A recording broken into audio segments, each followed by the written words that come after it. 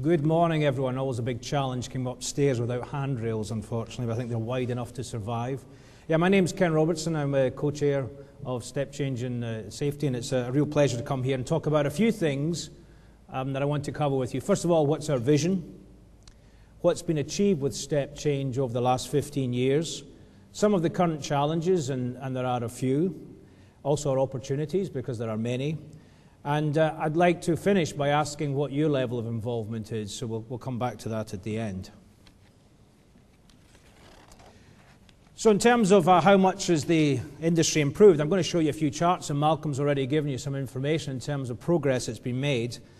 But the reason Step Change was kicked off, because the safety performance of the industry was poor at the time. And I think we've demonstrated some significant improvement over those 15 years, and I'll share a few slides with you now covering that. Starting top left, fatalities gone down significantly. I'm not going to quote all the percentages. I'm sure you can read that on the screen. 3-day injuries also gone down even more significantly. Major and significant hydrocarbon releases down 66%, and then total number of hydrocarbon releases down 44%. So a number of significant improvements across key metrics in both personal and process safety in the industry. And that's fantastic. It means we're not hurting people and we're not exposing people to significant events to the same extent we were in the past.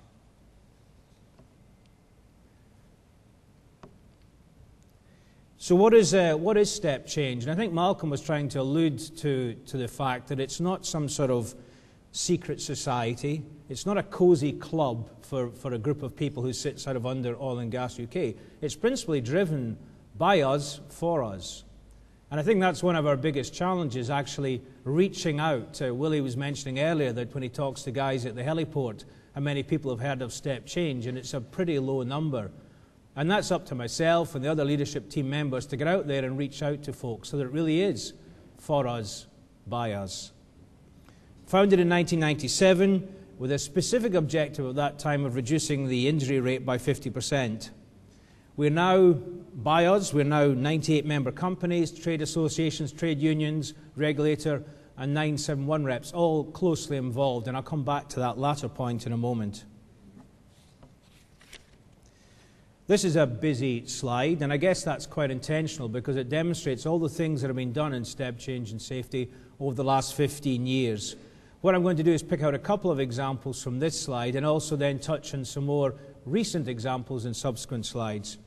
You'll all have your own favourites potentially in there, but I've just picked out a few. The Green Hat policy very early on, Vantage POB, the target of a 50% improvement in industry safety performance was actually achieved about 4 years later than the initial objective, Green Armband policy, personal responsibility for safety, and then a number of video products along the bottom as well, Consequences and Martin's Story. So a whole range of things were produced, and maybe one of the challenges is too many things. And that's something that we're looking at as a leadership team now. Should we be more selective in what we do but have much more penetration? That's one of our challenges. In terms of more recent achievements, I want to give you a feeling for some of the things that we're currently working on. So down in the bottom left there, new training standards in a couple of very specific areas, performing authority and joint integrity. Workforce engagement tool has moved from being a pilot study to something that's now available and usable right across the industry, and I'll come back and touch on a few points on that later. MIST is now fully embedded, and we've set a hydrocarbon reduction target of 50% based on 2009 data, and we're currently in the year when that's the measurement point for that. Helicopter safety is now part of the agenda, so the Helicopter Safety Steering Group sits under Step Change and Safety. And the 971 reps on the leadership team, I think that was one of our most significant achievements. I don't think we've taken all the fruit of that, and maybe Willie will touch on that later. But having safety reps actually on the leadership team was something that was talked about for a number of years, and we've made that happen. And I think that's a real stepping stone to get true involvement of the workforce in the priorities we have in safety. And the last one in red down there was interesting. I was speaking to Les last night. I think it's amazing the number of organisations that are approaching Step Change for information. So Boeing's most recently been in contact with them from Seattle asking about the workforce engagement tool. A number of chemical industries, the nuclear industry have been approaching us. I remember we had dinner a year or so ago with the American leads of the equivalent of the HSE in DEC, and they were intrigued by the level of engagement that we have across the various parties who are concerned about safety in the North Sea. So I think the thing that we have in Step Change is truly unique in the industries here in the UK and possibly globally, and I don't think we reap the full benefits of that, and that's again one of our challenges. So do we still have some work to do? This is on personal safety, one measure of where the oil and gas industry's safety performance is. This is UK. It's non-fatal injury rates. And what it suggests is that the oil and gas, this is 2010-11 data, that the oil and gas industry is sitting somewhere between retail and education in terms of injury performance. So quite an impressive performance if you consider the high-risk industry that we're in, that we're able to achieve that kind of level of injury rate. But is it good enough? I'm going to ask you now to get involved a little bit by voting. Now, this isn't the X factor. I don't have any sophisticated tools to do it. Simply by a show of hands, I'm going to ask you in a moment to say, do you think we are top quartile, middle, or bottom quartile on a global scale as an oil and gas industry? So when we compare our safety performance, personal safety performance, are we top quartile, middle of the pack, or bottom quartile? So I'll just ask you by simply putting up your hands, who thinks that we're top quartile? Few hands there. Middle of the pack. Vast majority. And bottom quartile. One or two people down the front here. This is the global lost time injury frequency based on 2011 data. What you'll see there is a significant spread, and you'll note that the UK is just somewhere alongside Europe in terms of being the worst performer globally in injury performance. I know that this information has been shared in a couple of forums, but I think it doesn't quite get through for two reasons. One is we don't communicate it well enough, and two, people don't tend to believe it. Maybe in the questions I might come back to that. I spent the last 2 weeks in Nigeria doing a review of their operations. It's part of the job that we have in Shell, is to go and see other people from time to time.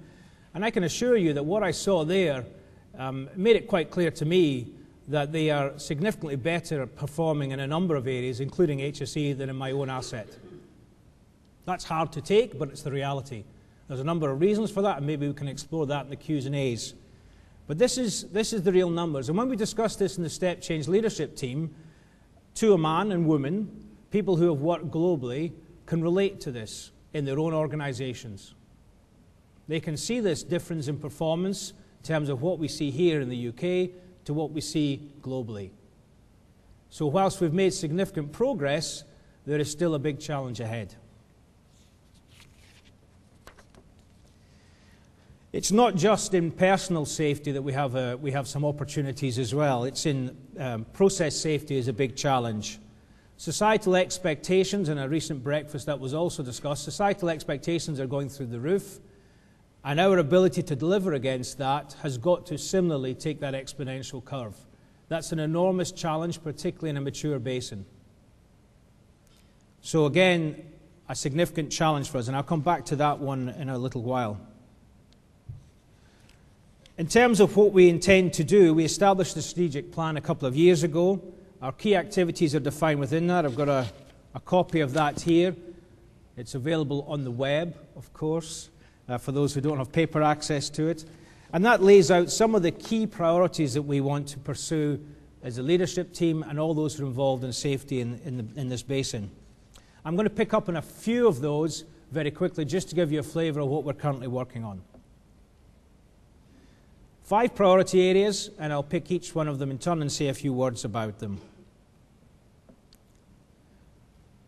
Firstly, want to look at the focus on hydrocarbon releases, so asset integrity. I think that's, let me just go back to that one. Asset integrity, I think Malcolm's already mentioned the target that we set out there. That was a significant piece of work to get that target out there and accepted by all the companies, that we were going to go for a 50% reduction in hydrocarbon releases.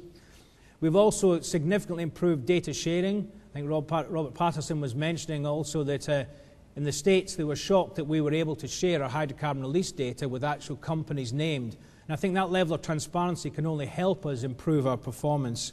There's also been quite some work on verification as well. In terms of workforce engagement, I mentioned already that we have a pilot tool which has been tested on 13 locations. It's also been tested in the subsea industry, and then that is now ready for full implementation across the organisations. I think it's really targeted at two things, principally, which is to help a specific location understand the issues they have around safety on their own location. And then the second opportunity is to understand common themes that are existing across our industry so that we can tackle those in a joined-up way. Ian Sharp and Mike Bowe are the two leads of that particular initiative for Step Change. In terms of helicopter safety, focus on key improvements in helidecks, weather management, helicopter health tracking, and also communication. It was a particular theme that's came up recently to make sure that when we do have incidents offshore, we very quickly get the information out there.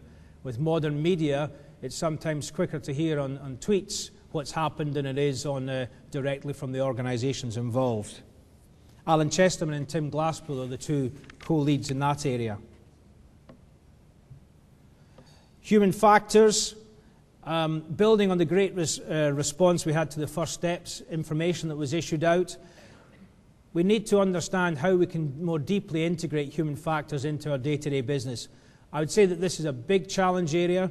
Robin Watson and Bob Fennell are taking this on, and I think we've got still quite some way to go to understand in a consistent way across the industry what human factors is about and how we can improve our performance in that particular area. I know that my own organisation, a recent inspection from the HSE, highlighted that we're still some people speaking French and some people speaking Japanese. And we really need to get that sorted out if we're going to make improvements in this important area. In terms of competence, I already picked up on a couple of the areas we're working on. I think really here what we want to do is identify a very few select areas where we're going to put standardised competencies and make them compulsory across the industry. And in some other areas, we'll provide some guidance that people can use to determine their own competency requirements. So a bit of an onion ring in terms of the centre will be core and will be consistent, and the outer rings will provide some advice and support. Again, the group will work hard on that, and at the moment Rod Buchan is doing that solo, but we're looking for a partner in crime to work with him on that in the coming months. I think I got my clicking one out there, so I do apologise. It doesn't look very good on this screen here. The last one I wanted to pick up was process safety. As we move towards the 25th anniversary of the Piper Alpha disaster, we've been reflecting as a leadership team that we're very heavy on personal safety and not so heavy on process safety. So Alan Johnson from AMEC has been doing some work in the background with a number of other individuals to identify if this should be a new theme area. And we have a planning day coming up, and I'll talk about that in a moment, where we hope to understand more what can we do in this specific area to help improve this industry in process safety. As I mentioned earlier, big demands from society. We need to up our game in this space. So we're thinking very carefully about what we're going to do into a couple of selective interventions in this space. So great progress has been made, but I hope, as you have seen, there is still quite some way to go if we're going to achieve our vision of being the safest place to work in the worldwide oil and gas industry. We're quite some way from that. And quite frankly, we need your help. And we need the help of the other couple of thousand people who are sitting in offices across town who should have as their primary objective improving the safety of this industry, whether it's personal or process safety. As it says on the left-hand side there, we have a planning day on the 31st of October. We had an engagement last week, dinner with a number of MDs from across the industry here to understand what they saw as the priorities. We really want to find a joined-up agenda that is going to move this industry together in a collaborative way. And I think we've found a few niches, but there's more to do. You as individuals have an opportunity to participate. There are a number of steering groups that I've already covered, looking at specific areas that we want to focus on, and we have process safety also coming up as a theme. I would really encourage you to get involved. I would ask you to reflect on yourself. If you're not involved, why not? Because if you're part of a large organisation, you may have something to give, and if you're part of a smaller organisation, you may have something to take. And I would really ask you to, quite frankly, get up, get off your butts, and get involved. Thank you.